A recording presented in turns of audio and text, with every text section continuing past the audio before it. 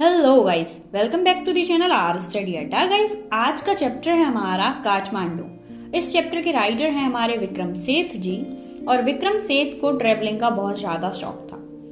ये चाइना से इंडिया आ ही रहे थे कि बीच में इन्हें तिब्बत और नेपाल दिखता है, या फिर कह सकते हैं कि तिब्बत और नेपाल रुकते हुए ये आ रहे थे। तो वहां पर रुककर इन्होंने कुछ चीजों को एक्सपीरियंस किया। नेपाल की कैपिटल है काठमांडू, वहां पर ये गए थे और कुछ चीजें एक्सपीरियंस की। उन चीजों को उन्होंने एक बुक लिखी जिसका नाम था heaven lake. Heaven lake book का ही एक छोटा सा पार्ट है हमारा ये चैप्टर काठमांडू। अब देखते हैं कि उन्होंने अपने इस ट्रेवल में क्या क्या चीजें एक्सपीरियंस की और हमारे साथ क्या क्या शेयर किया है। तो चलते हैं फटाफट से चैप्टर की तरफ।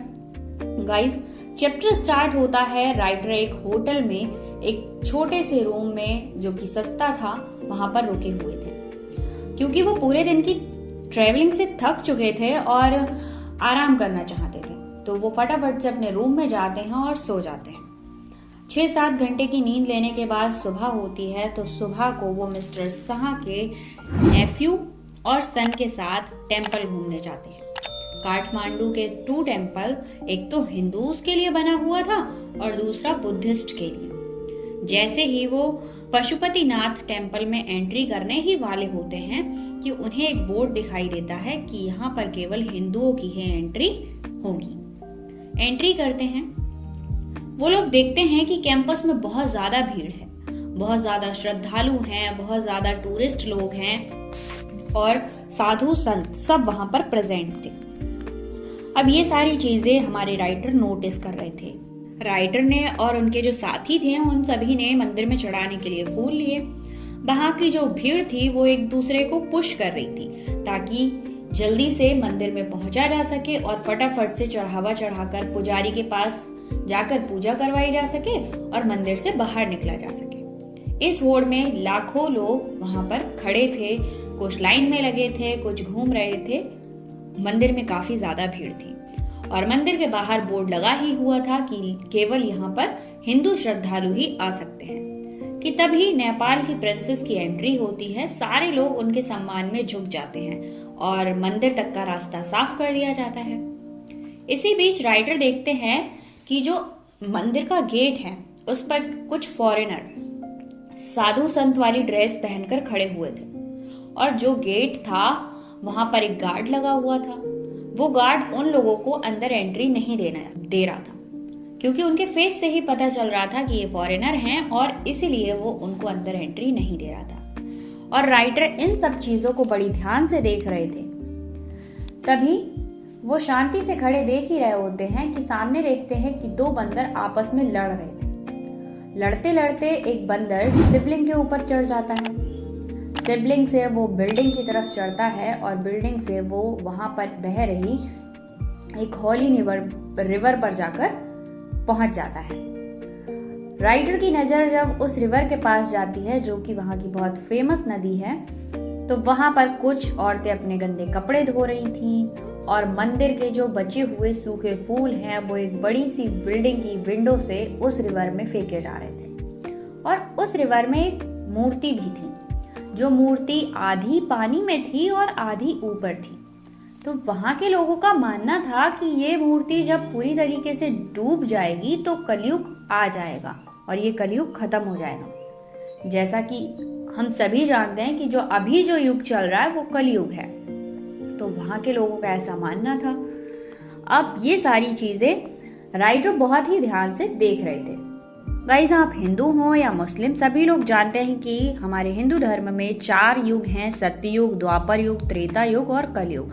तो इस टाइम जो हम रह रहे हैं वो है हमारा कलयुग। कलयुग में हम अपना जीवन यापन कर रहे हैं। उसके बाद राइटर बताते हैं बौद्धनाथ सुपा के बारे में, जहाँ पर वो गए थे। वो बताते हैं कि वो पशुपतिनाथ मंदिर का बिल्कुल उल्टा था। जैसा कि पशुपतिनाथ मंदिर में बहुत ज्यादा भीड़ थी, बहुत ज्यादा शोर शराबा था और कहीं ना कहीं गंदगी हम लोग फैला रहे थे। वहीं पर बौद्धनाथ सुपा, जो कि बौद्ध लोगों का टेम्पल होता है, हॉली रिवर होती है, मतलब कुछ कह सकते हैं धार्मिक स्थान है। तो जैसे हमारा टेम्पल होता है वैसे उन लोगों का टेम्पल होता है। तो वहां पर उन्होंने देखा कि काफी शांति है और लोग वहां पर काफी शांत हैं। तो राइटर बताते हैं कि जो सूपा का व्हाइट कलर का डोम था वो काफी बड़ा था और उसके चारों ओर सड़कें थी। उन सड़कों पर कुछ दुकानें लगी हुई थी और जो दुकानें थी वो तिब्बत इमिग्रेंट्स की थी। तिब्बत इमिग्रेंट्स मतलब जो लोग तिब्बत से माइग्रेट करके नेपाल में बस गए थे, उन्हीं लोगों की ये शॉप थी। और उन शॉप पर प्रिंटेड बैग्स जो कि तिब्बत के लोगों द्वारा बनाए गए थे, फ्रॉक्स, ये सारी चीजें बिक रही थी। सिल्वर ज्वेलरी जो कि तिब्बत लोगों ने बनाई थी, वो सारी चीजें वहां पर बिक रही थी। उसके बाद लेखक बताते हैं कि जहां पर पशुपतिनाथ मंदिर में कितना ज्यादा शोर था, बहुत ज्यादा तहलका मचा हुआ था और बहुत ज्यादा क्राउड था। वहीं पर अगर बौद्ध स्तूपा की बात करें तो वहां पर उतनी ही ज्यादा शांति थी, जबकि भीड़ और श्रद्धालुओं की संख्या देख सकते हैं आप, लगभग बराबर ही रही होगी। बट वहां का माहौल एकदम अलग था और हमारे पशुपतिनाथ मंदिर का माहौल एकदम अलग था। उसके बाद राइटर बताते हैं कि जो काठमांडू है वो हमारा धार्मिक स्थान है। वहां पर आपको गलियों में फूलों से सजी हुई मूर्तियां दिख जाएंगी और वहां पर हर इंसान बिजनेस करता हुआ दिखाई देगा। मतलब छोटे छोटे बिजनेस कह सकते हैं आप, फूलों की दुकान लगाना या कुछ और काम, ऐसे छोटे छोटे बिजनेस करते हुए आपको इंसान वहां पर मिल जाएंगे। काठमांडू में बहुत सी धार्मिक चीजों के साथ साथ फॉरेनर लोगों के लिए बांसुरी बेचते हुए लोग या फिर कार्ड बेचते हुए लोग और फूलों को बेचते हुए लोग मिल जाएंगे। उसके साथ ही साथ कुछ ऐसी दुकानें भी हैं जहां पर बहुत ज्यादा कॉस्टली चीजें भी मिलती हैं और इम्पोर्टेड मेकअप का सामान, ज्वेलरी, ये सारी चीजें भी प्रोवाइड होती हैं।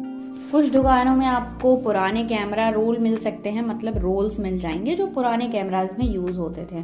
चॉकलेट्स की दुकानें आसानी से प्रोवाइड हो जाएंगी और नेपाल की कुछ पुरानी चीजें वहां पर कुछ शॉप में आपको देखने को मिल जाएंगी। जो पुराने कल्चर में यूज की जाती थी वो सारी चीजें वहां पर शॉप में देखने को आपको मिल सकती हैं। कहीं पर आपको साइकिल की घंटी की आवाज सुनाई देगी, कहीं पर गाड़ियों के हॉर्न सुनाई देंगे, कहीं पर रेडियो बजता हुआ सुनाई देगा, तो कहीं कहीं आपको चिल्लाती हुई गाय की आवाज भी सुनाई दे जाएगी।